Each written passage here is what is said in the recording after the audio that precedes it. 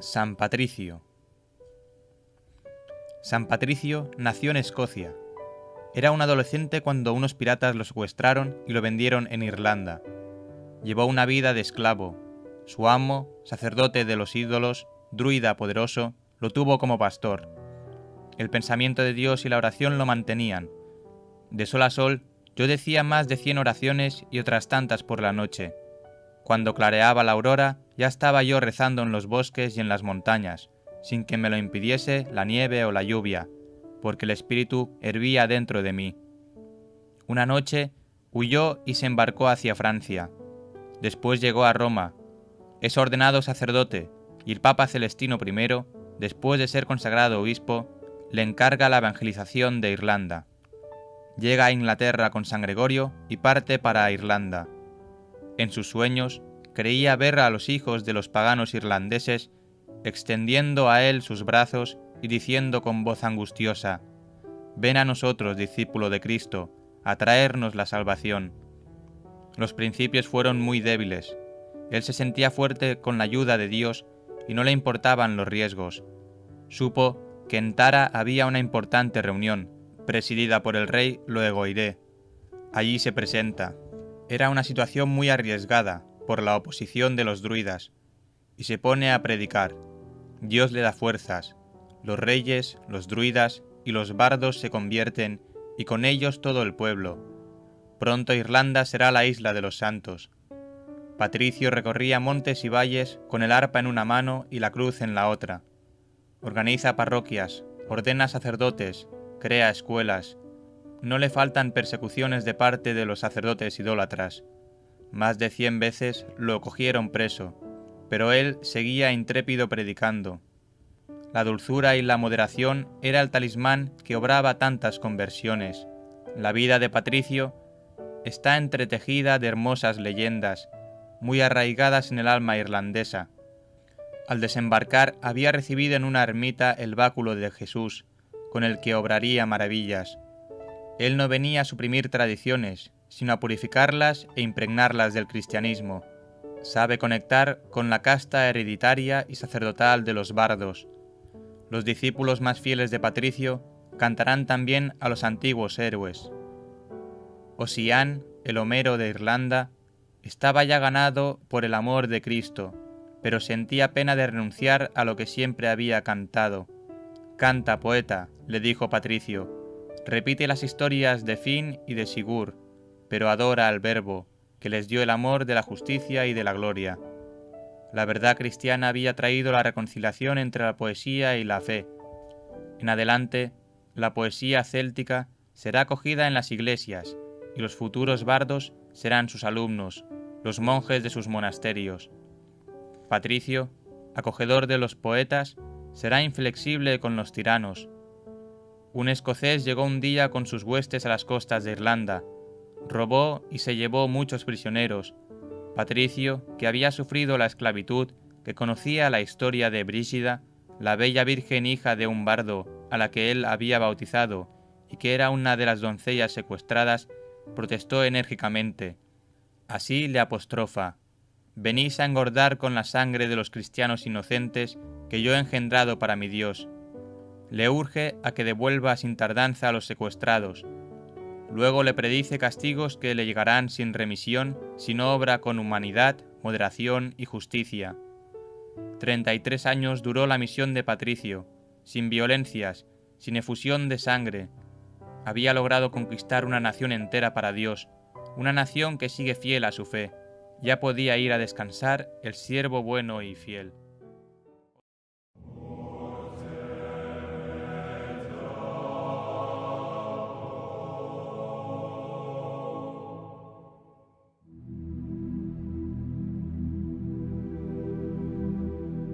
Tampoco ese día, como a lo largo de los últimos 4 meses, apareció el capitán chino que habría de llevarlo clandestinamente a China a cambio de 20 quintales de pimienta que ya le había entregado. Pero San Francisco Javier no perdía la esperanza y continuaba mirando hacia la lontananza, a la espera de que en el horizonte emergiera el anhelado buque, y por eso, sentado en la piedra de siempre, presa de la fiebre, tiritando y orando, soportaba estoicamente el embate de la gélida ventisca que batía inmisericordiamente a la isla de Sanchón ubicada a 20 kilómetros de la costa continental. Cuando el último vestigio de sol se hundió en el mar, se levantó pesadamente y trastabillando penetró en la barraca en la que las corrientes de aire penetraban silbando por entre las junturas de la madera de tal suerte que parecía confinado en un túnel de viento. Se recostó en su jergón y Antonio de Santa Fe, un converso japonés que desde hacía tiempo era su fiel escudero, lo cubrió con una tosca cobija mientras San Francisco Javier respiraba con dificultad y jadeando invocaba febrilmente el nombre de María Santísima. Esa lenta agonía se extendió hasta la madrugada y poco antes de amanecer su abnegado compañero puso un cirio en sus manos. Y desde ese instante la llama y la vida de San Francisco Javier se fueron apagando al unísono y se extinguieron definitivamente en el momento en que despuntó el sol, ese sábado 3 de diciembre de 1552. Francisco Jasso Azpilicueta Atondo y Aznares, nacido el 7 de abril de 1506 en el Castillo de Javier en Navarra, España, era el último hijo del presidente del Real Consejo de los Reyes de Navarra, razón por la cual pasó sus primeros años en medio del ruidoso y frívolo mundo cortesano que se le derrumbó cuando Navarra fue atacada por Fernando el Católico, rey de Castilla y Aragón, y el castillo de Javier, que era el feudo de su familia, resultó destruido y su padre, dice una crónica, murió de tristeza en el exilio en 1516.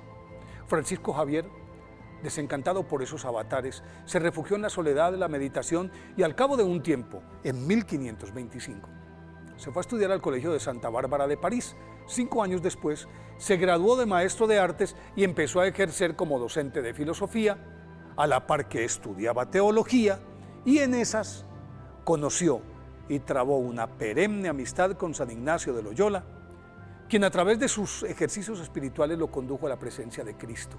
Y San Francisco Javier se convirtió así en su primer discípulo y cofundador de la Compañía de Jesús.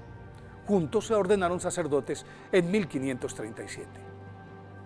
Aunque intentaron peregrinar a Tierra Santa, tuvieron que resignar su deseo y con la aquiescencia del Papa se dedicaron a fortalecer a la Compañía de Jesús, a evangelizar, a asistir a los menesterosos y atender a los enfermos.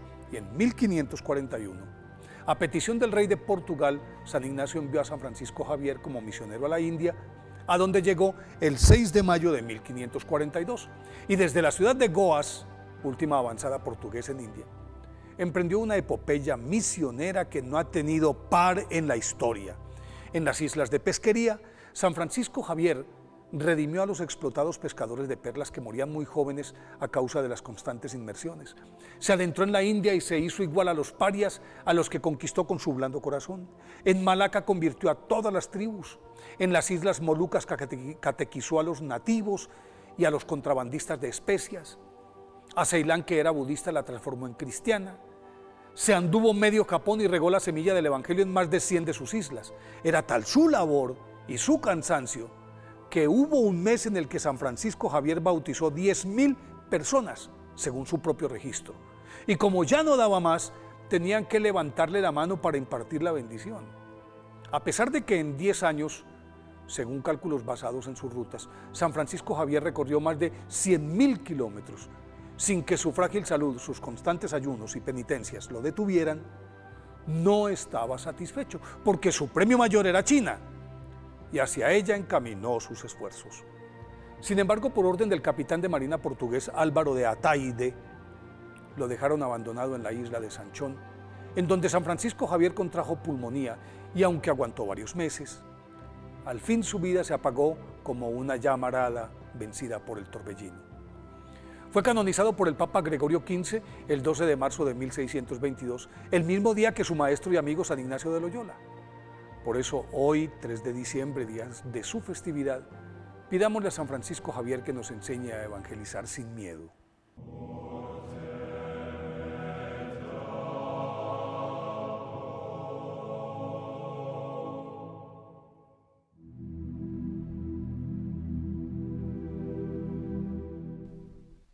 Hola amigos de Tectón, soy Jesús Sellas y hoy os quiero traer 10 curiosidades sobre Santa Teresa del Niño Jesús. Esta gran santa ha sido una bendición para la Iglesia de su época y la actual, dando gran ejemplo de vida y de santidad. Es por ello que os compartimos estos 10 datos curiosos sobre esta santa de nuestros tiempos. Primero, sus primeros años. Santa Teresa del Niño Jesús nació en Alençon, Francia, el 2 de enero de 1873. 2 días más tarde fue bautizada en la iglesia de Notre Dame, recibiendo por nombre María Francisca Teresa Martín Guérin. Sus padres fueron Luis Martín y Acelia María Guérin, ambos venerables en la actualidad. Teresa era la última de 5 hermanas. Habían tenido 2 hermanos más, pero ambos fallecieron. Tuvo una infancia muy feliz. Sentía gran admiración por sus padres. Cuando solo tenía 5 años, tras la muerte de su madre, el 28 de agosto de 1877, Teresa se trasladó con toda la familia a Lisieux. Se truncó bruscamente su felicidad de la infancia. Desde entonces pesaría sobre ella una continua sombra de tristeza, a pesar de que la vida familiar siguió transcurriendo con mucho amor. Es educada por sus hermanas, especialmente por la segunda, y por su gran padre, quien supo inculcar una ternura maternal y paternal a la vez. Con él aprendió a amar la naturaleza, a rezar y amar y socorrer a los pobres. Cuando tenía 9 años, su hermana, que era para ella su segunda mamá, entró como carmelita en el monasterio de la ciudad. Nuevamente Teresa sufrió mucho, pero en su sufrimiento adquirió la certeza de que ella también estaba llamada al Carmelo. Durante su infancia siempre destacó por su gran capacidad para ser, especialmente, consecuente entre las cosas que creía o afirmaba y las decisiones que tomaba en la vida, en cualquier campo. Segundo, ingresó en el convento. A finales de 1879 recibió por primera vez el sacramento de la penitencia. El día de Pentecostés de 1883 recibió la gracia especial de ser curada de una grave enfermedad por la intercesión de Nuestra Señora de las Victorias, la Virgen de la Sonrisa. Educada por las benedictinas de Lisieux, recibió la primera comunión el 8 de mayo de 1884. Después de una intensa preparación, culminada con una fuerte experiencia de la gracia de la íntima comunión con Cristo. Algunas semanas más tarde, el 14 de junio del mismo año, recibió la confirmación, con plena conciencia de acoger el don del Espíritu Santo mediante una participación personal en la gracia de Pentecostés.